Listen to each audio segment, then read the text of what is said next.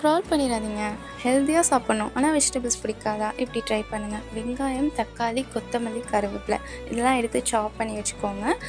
இதுக்கு பரங்கிக்காய், அவரைக்காய், கத்திரிக்காய் நான் எடுத்திருக்கேன். என்ன காய்கறி வேணால் நீங்கள் யூஸ் பண்ணிக்கலாம். அப்புறம் ஒரு மிக்ஸி ஜாரில் தேங்காய், 2 பச்சை மிளகாய், 1 டேபிள் ஸ்பூன் சீரகம், சோம்பு, உப்பு, தண்ணி சேர்த்து அரைச்சி தனியாக எடுத்து வச்சுக்கோங்க.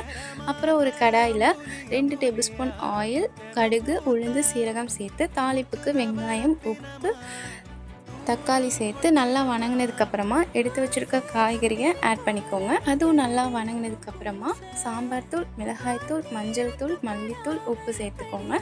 மிளகாய்த்தூள் தேவையான அளவு ஆட் பண்ணிக்கோங்க. சாம்பார் தூள், மல்லித்தூள் 1 டேபிள் ஸ்பூன், மஞ்சள் தூள் 1/2 டீஸ்பூன், உப்பு தேவையான அளவு சேர்த்துக்கோங்க. இது நல்லா மிக்ஸ் ஆனதுக்கப்புறமா எடுத்து வச்சுருக்க பேஸ்ட்டை மிக்ஸ் பண்ணுங்கள். இது நல்லா ராஸ்மெல் போனதுக்கப்புறமா தண்ணி ஊற்றி நல்லா வேக வச்சுக்கோங்க. வெந்ததும் கொத்தமல்லி போட்டு சர்வ் பண்ணுங்கள்.